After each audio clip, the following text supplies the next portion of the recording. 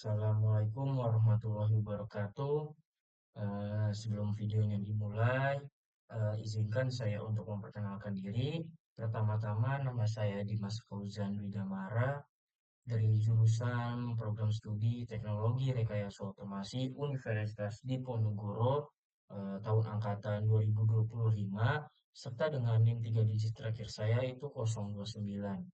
Jadi di video kali ini, dalam gambaran luasnya, saya akan mengajari kalian menjelaskan materi serta mempraktikkan langsung dari C++ level 3 serta level 4. Yang dimana sebelumnya kita semua sudah mempelajari C++ level 1 dan 2 yang dijelaskan di video sebelumnya. Untuk itu, mari kita langsung saja untuk mendengarkan materi terlebih dahulu sebelum kita masuk nanti ke dalam praktikumnya secara langsung dan kalian bisa mempraktikannya di rumah. Yang pertama-tama, hmm, saya akan menjelaskan terlebih dahulu dari C++ level 3 ini. C++ level 3 ini dalam gambaran luasnya kita akan membahas secara langsung tentang kondisional. Yang pertama itu, poin pertama terdapat penggunaan if else, kemudian if, kemudian else if, kemudian else serta logika boolean. Kemudian poin keduanya kita akan membahas loop for, while, do while, serta kita akan juga membahas iterasi array dan loop. Kemudian di poin yang ketiga, kita akan membahas pelatihan, di mana pelatihan tersebut di dalamnya ada program rata-rata nilai, kemudian juga ada tabel perkalian. Baik, di sini kita langsung saja ke C++ level 4, di mana C++ level 4 ini terdapat judul luasnya, maksudnya adalah luas apa yang akan dibahas dari materi tersebut di C++ level 4 ini adalah parameter copy ataupun reference. Di mana poin yang pertama kita akan membahas tentang perbedaan serta cara penggunaannya. Kemudian di poin yang kedua kita akan membahas tentang prototipe fungsi, di mana kita akan deklarasi serta definisi fungsi secara terpisah. Dan yang ketiga kita akan mencoba prototipe fungsi di mana kita lanjut aja. Nah, di poin keempat ini kita akan membahas tentang kompilasi serta eksekusi di mana compile dan run kita akan menggunakan via terminal. Dan yang terakhir, kita akan mencoba untuk latihan dengan membuat program modular sederhana. Selanjutnya, kita akan membahas tentang checklist penjelasan materi yang akan kita pelajari setelahnya, di mana saya akan menjelaskan kepada kalian apa itu if, bagaimana definisi serta cara pemakaiannya, apa itu else if, bagaimana definisi dan cara pemakaiannya, kemudian juga ada else, logika serta logika boolean. Dan yang kedua, saya akan menunjukkan kepada kalian bagaimana penggunaan for, penggunaan while, penggunaan do while, serta penggunaan dari iterasi array dengan loop. Selanjutnya yang ketiga, saya akan memberikan kalian latihan ataupun pemrograman program rata-rata nilai dan tabel perkalian. Serta saya akan menjelaskan kepada kalian perbedaan dari parameter by copy serta by reference. Selanjutnya, checklist penjelasan berikutnya. Yang pertama adalah menggunakan prototipe fungsi dengan contoh. Kemudian yang kedua, kita akan menggunakan memisahkan kode ke file dengan kode HPP serta CPP. Kemudian yang ketiga, kita akan membahas tentang mengcompile serta merun langsung program menggunakan via terminal. Dan yang terakhir, kita akan melakukan latihan menggunakan program modular sederhana. Mungkin itu saja dari presentasi materi dari level 3, C++ level 3 dan level 4, serta checklist penjelasan yang akan kita lanjutkan di sesi berikutnya, yaitu kita akan membahas secara detail tentang checklist penjelasan. Baik, setelah kita menjelaskan tentang secara luasnya, sekarang kita akan membahas checklist penjelasan secara lebih mendetail lagi,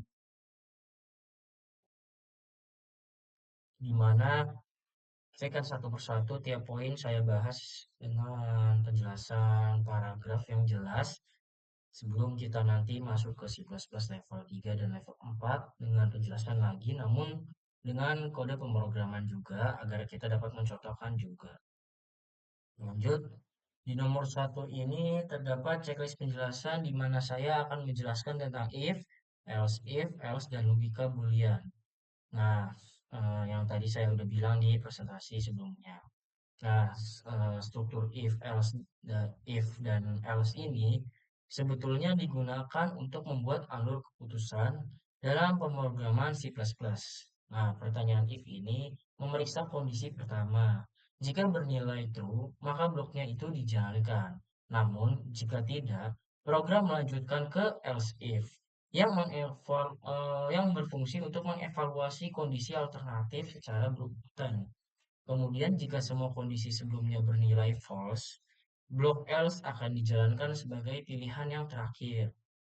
Mekanisme ini juga bekerja sama dengan logika Boolean, yaitu di mana ekspresi yang menghasilkan nilai true atau false dengan operator seperti and, kemudian or, dan kemudian juga not.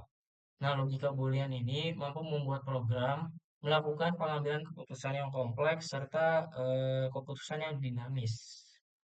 Selanjutnya di poin kedua ini, saya akan menunjukkan ke kalian penggunaan for, while, iterasi dengan array loop.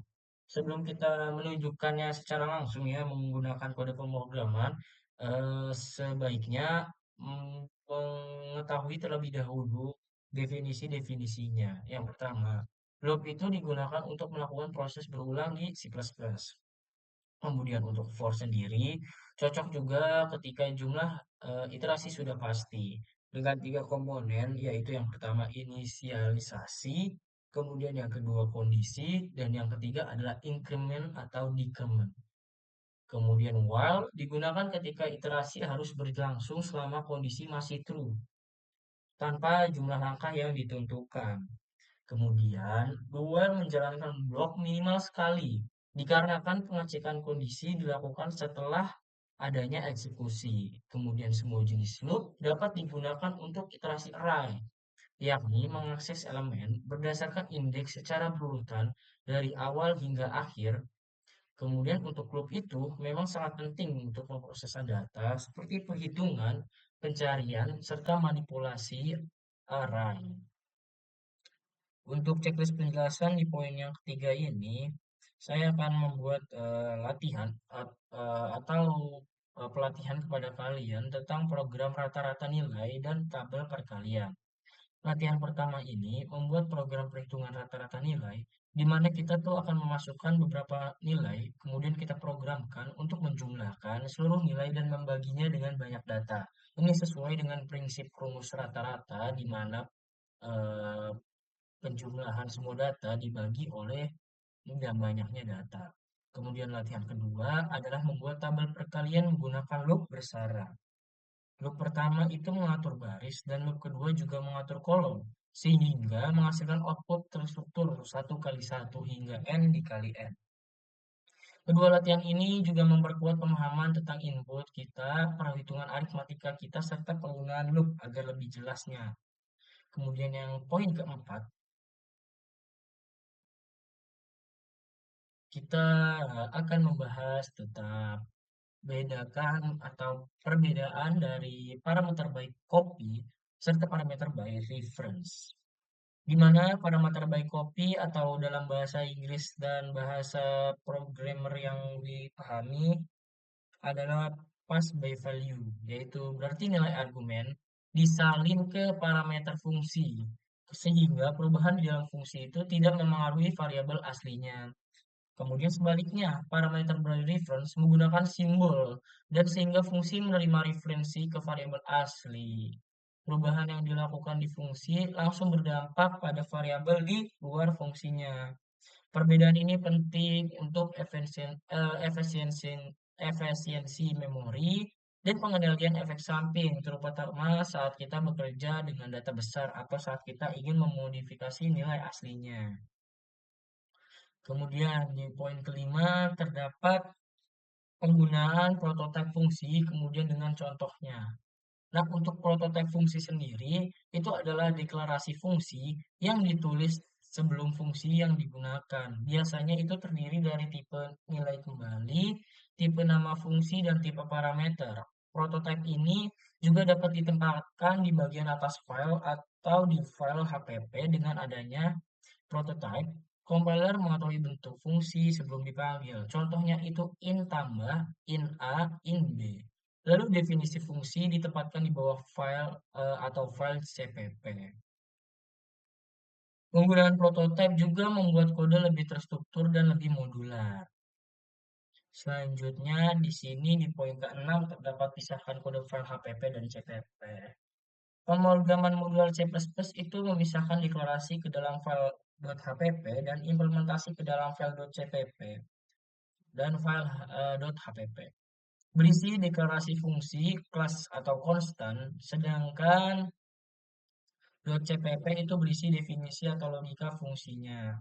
Teknik pemisahan ini memudahkan kita dalam pengelolaan proyek yang besar, meningkatkan keterbacaan kode, mempercepat kompilasi, dan memungkinkan reuse code banyak di file lain. Pemisahan ini juga merupakan standar dalam pengembangan perangkat lunak yang levelnya itu tingkat profesional. Selanjutnya di poin nomor 7 kita juga disuruh melakukan mengcompile serta merun program via terminal. Untuk proses kompilasi dilakukan melalui terminal menggunakan compiler seperti G++. Kemudian programmer menggabungkan beberapa file .cpp menjadi satu program dengan perintah seperti G++ main.cpp, fungsi .cpp, min-o program. Kemudian setelah kompilasi selesai, program kita dijalankan dengan mengetik dot slash program. Penggunaan terminal juga memberikan kontrol penuh terhadap proses build, mempermudah debugging, serta memudahkan integrasi dengan environment pengembangan seperti Makefile atau sistem build otomatis. Dan yang terakhir, terdapat latihan, di mana latihan kita adalah program modular sederhana. Sebetulnya latihan ini itu meminta pembuatan program modular yang sederhana, di mana cara kerjanya sendiri dengan memisahkan kode menjadi beberapa file, menggunakan prototipe fungsi, dan menerapkan parameter by reference, memanfaatkan loop, serta menggunakan kondisional. Program ini juga dirancang agar setiap fungsi memiliki satu tugas yang jelas, sehingga struktur kode menjadi rapi, mudah dibaca, mudah dikembangkan, dengan tujuannya yang pasti adalah melatih pola berpikir kita secara terstruktur seperti dalam pengembangan aplikasi nyata. Nah, mungkin itu saja dari berapa 8 checklist penjelasan yang sudah kita jelaskan secara teoritis, di mana teoritis ini jangan dianggap tidak penting. Penjelasan teoritis berbentuk paragraf ini berfungsi untuk kita melakukan nantinya praktikum, di mana kita sudah mempunyai fundamental yang kuat terhadap bahasa C++ di level 3 dan level 4 ini. Untuk itu, mari kita lanjut ke C++ level 3 terlebih dahulu.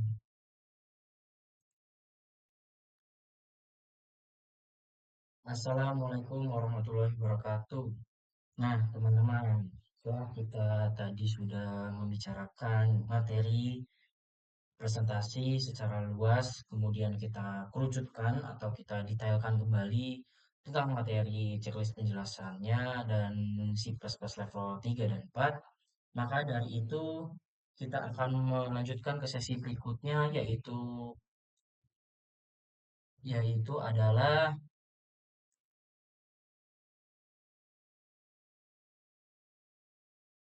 melihatkan codingan atau pemrograman yang bisa kita jalankan di khususnya di software VS Code. Bisa digunakan dimanapun.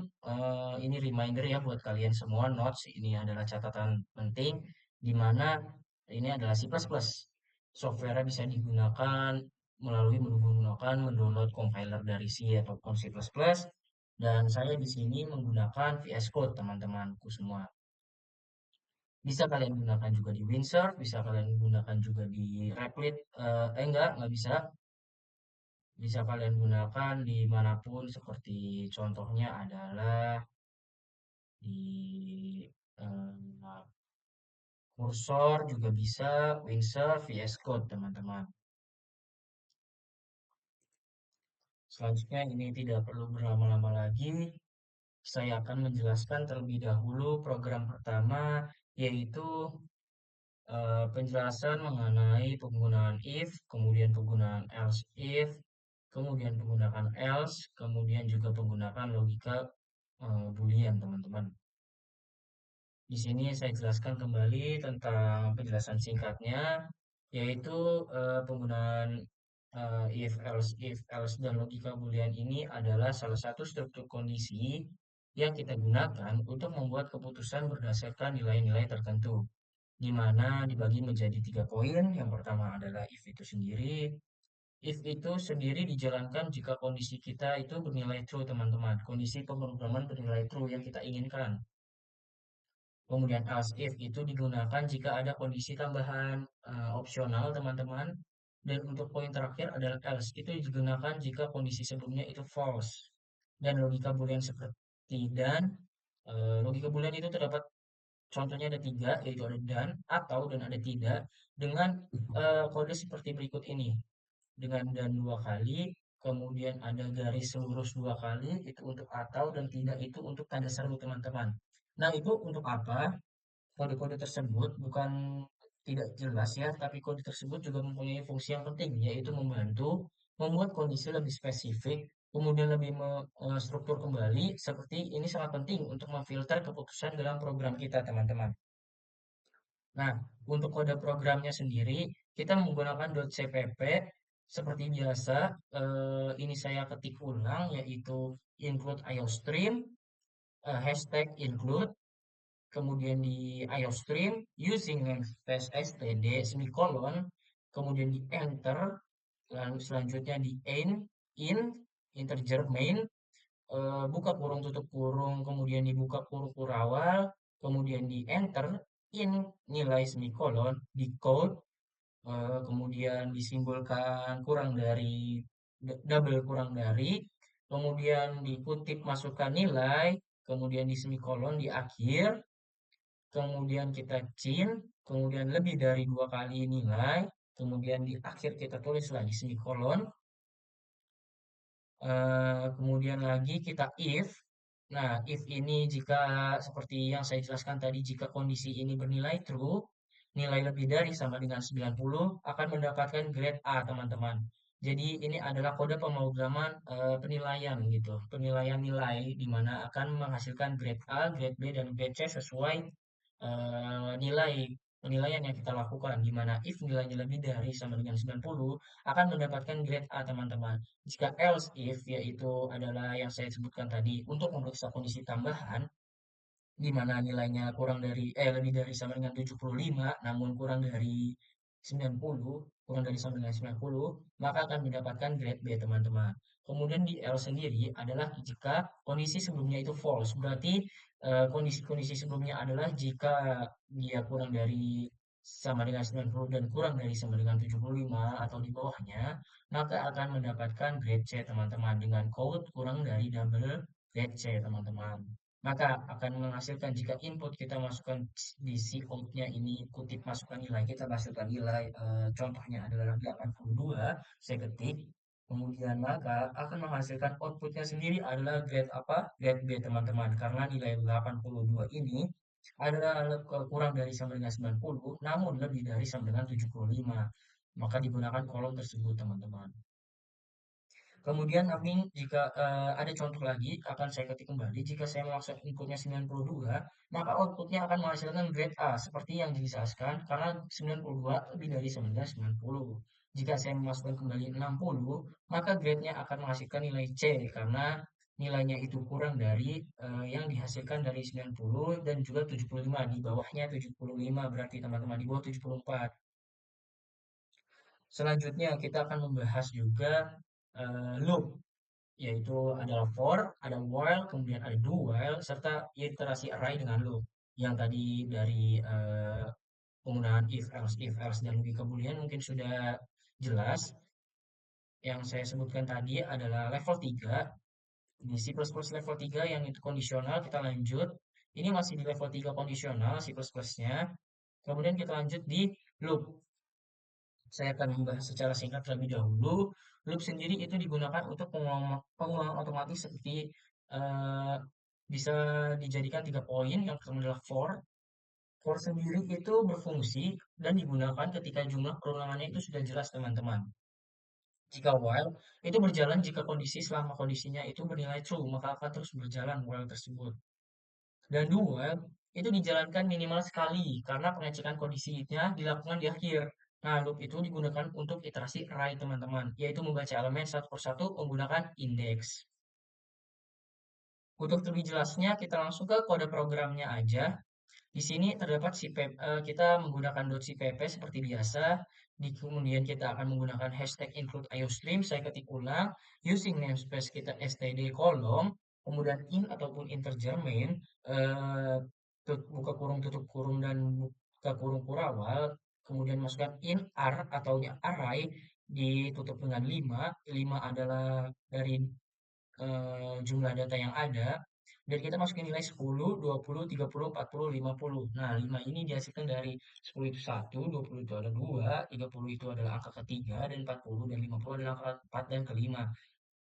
Kemudian kita code ataupun cout dengan double kurang dari for, kutip for, kemudian for in, i sama dengan 0, semikolon i kurang dari 5, i plus plus, di code, di try, kemudian kita lanjut lagi di code while. Ini menggunakan code while di mana berjalan selama kondisinya bernilai true. Kemudian in j sama dengan 0, while j kurang dari 5, maka code array j plus plus, teman-teman. Selanjutnya kita menggunakan code do while di mana dilakukan minimal sekali karena pengecekannya dilakukan di kondisi akhir. Jadi kita taruh di pemrograman kolom akhir. In k sama dengan 0, do code array k, kemudian k plus plus, di mana while k kurang dari 5, teman-teman. Dan hasilnya adalah for-nya akan 10, 20, 30, 40, 50, while-nya juga 10, 30, 20, 30, 40, 50, while-nya juga akan menghasilkan 10, 20, 30, 40, 50. Dan tidak membutuhkan input, teman-teman. Inputnya adalah ada di sini nih, di angka yang ada. Oke, baik. Setelah sebelum kita melanjutkan di C++ level 4, terdapat latihan program rata-rata nilai dan tabel perkalian untuk menutup sesi kita pada sesi latihan C++ level 3 ini, teman-teman. Yaitu kita coba di program rata-rata nilai terlebih dahulu. Ini sudah saya coding ya, teman-teman, karena memang agar memudahkan kalian secara langsung, agar saya langsung jelaskan gitu. Di mana untuk fungsi kerjanya sendiri, program meminta jumlah nilai, kemudian user memasukkan setiap nilai, kemudian program menjumlahkan semua nilai, lalu dihitung rata-ratanya. Untuk kodenya saya bacakan, ini menggunakan .cpp, hashtag include iostream, using namespace std, in main buka kurung tutup kurung buka kurung kurawal, in and semikolon, di code kurang double kurang dari jumlah nilai, kemudian di chain double lebih dari n, kemudian di double total sama dengan 0, di koma x, for in i sama dengan 0, kemudian di i kurang dari n, di kolon i plus plus, kemudian di kurung kurawala buka, di code double kurang dari nilai ke, kemudian dibuka kurung tutup kurung i plus 1, kemudian di chain double lebih dari X, di total ditambah sama dengan X. Code rata-rata total N, teman-teman. Totalnya adalah total dari jumlah nilainya. N-nya sendiri adalah ada berapa nilainya. Dimana ketika kita inputnya akan ditanyakan pertama jumlah nilai kita memasukkan berapa. Contoh, nah saya masukkan nilai 3, kemudian ditanyakan kembali nih teman-teman nilai ke satu berapa, saya contohkan kasih nilai 80. Ditanya kembali nilai kedua berapa, saya masukkan nilai 90. Dan kemudian ditanyakan kembali nilai ketiga, saya masukkan nilai 70. Maka outputnya hasilnya adalah 80, di mana 80 ditambah 90 ditambah 70 dibagikan 3 hasilnya adalah 80.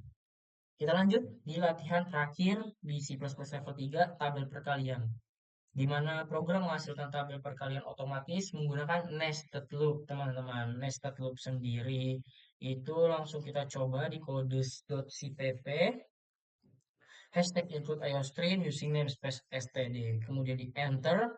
Ini adalah kode pemrograman utamanya, di mana in main tutup buka kurung tutup kurung dibuka kurung kurawal for buka kurung in i sama dengan i semikolon i kurang dari sama dengan 5 semikolon i plus plus buka kurung kurawal for buka kurung in j sama dengan i semikolon j kurang dari sama dengan 5 semikolon j plus plus tutup kurung kurung buka kurung kurawal di out kurang dari 2 kali I, kemudian dikali J, double kurang dari, kutip slash T, semikolon, buka kurung tutup kurung kurawal, di out double kurang dari NL, semikolon, kemudian di double, ini enter dulu, di kurung kurawal, tutup lagi dengan kurung kurawal, di mana outputnya akan menghasilkan ada 1, 2, 3, 4, 5.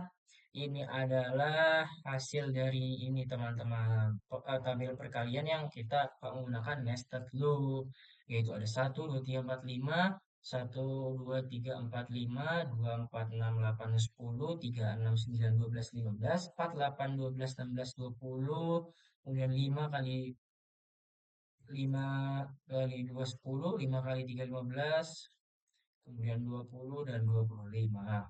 Nah, ini mungkin kita jelaskan kembali ya dari hasil ini kita jelaskan kita akan menggunakan bantuan AI untuk lebih jelaskan lagi apa apa ini maksudnya. Coba jelaskan. Jadi jika kalian tidak mengerti materi, bisa banget menggunakan bantuan AI, di mana ini adalah dijelaskan tabel perkalian ukuran 5 kali 5 mempresentasikan angka 1 sampai 5. Contohnya adalah baris 1 kolom 1 itu sama dengan 1, baris 2 kolom 3 itu sama dengan 6, yang artinya jika seperti ini teman-teman, 2 dikali 3 akan menghasilkan 6, jika 3 dikali 5 akan menghasilkan 15, 5 dikali 4 sama dengan 20. Nah, ini seperti itu cara kerjanya teman-teman. Jadi AI memang sangat membantu kita dalam memperjelas yang tidak jelas dalam pengodingan kita teman-teman. Selanjutnya mungkin kita akan lanjut ke sesi berikutnya ataupun sesi terakhir yaitu C++ di level keempat, yaitu adalah parameter copy ataupun reference. Pertama, kita bahas tentang perbedaan dari pass by value atau pass by reference. Di mana pass by copy sendiri, pass by value, by copy ataupun bisa disebut pass by value, itu adalah parameter yang di-copy ke variabel baru. Perubahannya juga tidak memengaruhi variabel asli. Sedangkan by reference atau bisa disebut pass by reference menggunakan and, perubahan langsung mengubah variabel asli dan by reference lebih efisien untuk data besar dan digunakan ketika memang itu membutuhkan pengubahan nilai. Untuk kodenya sendiri adalah kita menggunakan CPP, hashtag include iostream. Ini jika menggunakan VS Code di C++ harus menggunakan folder .cpp teman-teman, ataupun file.cpp. Misal contoh adalah by reference by underscore reference.cpp. Di hashtag include iostream, kemudian using namespace std, void ubah copy in exact, x-nya adalah kita ganti 999, void ubah ref, in-nya adalah x-nya 999, kemudian di integer main, in-nya 10, b-nya 10, ubah copy a, ubah ref b, code nilai copy, code nilai b reference, di mana hasilnya adalah outputnya nilai copy sendiri yang tidak mengubah nilai akan tetap menghasilkan nilai 10, namun nilai by reference mengubah nilai akan mengubah nilai 99, teman-teman. Mungkin itu penjelasan singkat dari pass by copy, pass by value, dan pass by reference atau bisa disebut by copy dan by reference. Selanjutnya, kita ada poin berikutnya yaitu prototipe fungsi, deklarasi, dan definisi fungsi yang terpisah. Penjelasan singkatnya sendiri, Prototype memberitahu compiler bahwa fungsi itu sudah ada, meskipun definisinya diletakkan di bawah. Ini penting teman-teman untuk organisasi kode yang bersih, terutama untuk kita level program besar, level profesional. Lanjut, untuk kodenya sendiri adalah .cpp seperti biasa, hashtag into iostream, using namespace std, dan ini in ditambah in a, in b, ini untuk prototipenya, dan in main code tambah, misal kita masukkan 5,7, yaitu A-nya 5, B-nya itu 7, nah in tambah in A, in B, ini untuk definisi, ini komentar definisi, dan ini komentar prototype. Return A plus B, maka akan menghasilkan 12. Ini kita memisahkan dua contoh program, namun kita gabungkan, maka dia akan bekerja sama, walaupun definisinya diletakkan bawah, tapi ini bahwa fungsinya tuh tetap ada dan outputnya hasilnya 12, karena 5 ditambah 7 hasilnya ada 12. Kemudian nomor 6, di poin nomor 6 sendiri, ini adalah organisasi kode, di mana organisasi kode berfungsi untuk kita lebih untuk kita lebih baik membaca kode dan tidak linglung gitu. Di mana kita menggunakan misalnya file.hpp dan file.cpp. Apa sih tujuan utamanya? Yang kita tahu tujuan .cpp seperti yang kita tahu dari awal adalah berisi untuk implementasi kode yang sudah kita jalankan. Namun untuk .hpp itu apa teman-teman? .hpp itu berisi deklarasi atau apa yang ingin kita sampaikan. Dan untuk file.hpp dan cpp ini membutuhkan main.cpp yang fokus untuk menggabungkan keduanya atau hanya fokus menjalankan programnya teman-teman. Kita kasih contoh in HP untuk fungsi .hpp kita pakai .cpp, ini adalah if in def fungsi underscore hpp define fungsi underscore hpp di mana kita masukkan in kali in a sama b, ini menggunakan perkalian a, b. Kemudian kita end if. Kita lanjut di fungsi .cpp, itu menggunakan include fungsi kita input fungsi hpp-nya dan kita in kali in a in b kita return kembali dengan a dikali b, dan kita masukkan main cpp untuk untuk menjalankan programnya, include iostream, yaitu include iostream, kemudian kita include fungsi hpp di mana fungsi hpp adalah ini, dan kita using namespace std in main code kali 6,7 yang artinya 6 dikali 7 hasilnya bakal 42 teman-teman.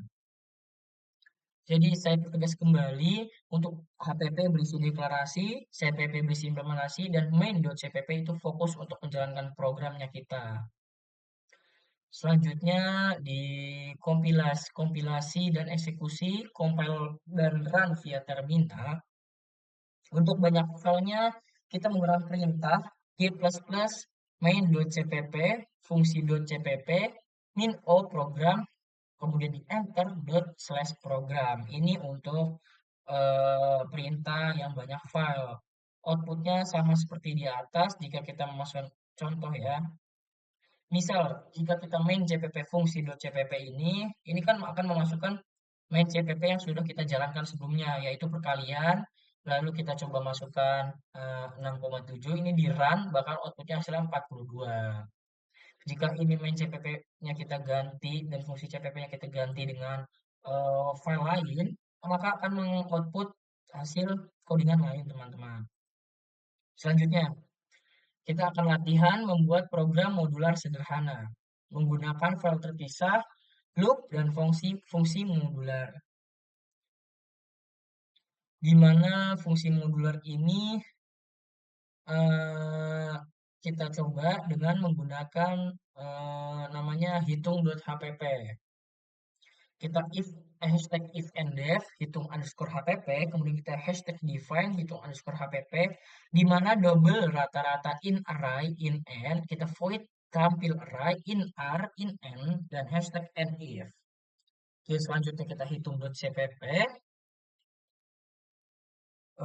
kemudian kita include iostream, include hitung.hpp, using namespace std, kemudian double rata-rata in r, in n, in total sama dengan 0, for in is on 0 semikolon I kurang dari N, semikolon I plus plus, di total, di return double, double total dibagi N.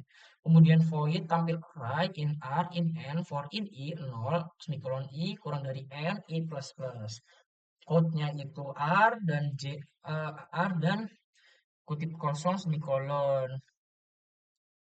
Nah, ini main CPP-nya, main.cpp-nya, hashtag input iostream, hashtag input hitung.hpp, using namespace std, in main in data, kita masukin datanya 5, dan kita masukin angkanya ada berapa, kita masukin 10, 20, 30, dan 40 sampai 50, tampil array datanya 5, code rata-rata sama dengan rata-rata datanya 5, yang artinya adalah rata-rata kan menghasilkan 30, di mana eh, kita jumlahkan terlebih dahulu 10 ditambah 20 ditambah 30 ditambah 40 ditambah 50 dibagi jumlah datanya ada 5, kemudian dihasilkan rata-rata adalah 30 teman-teman.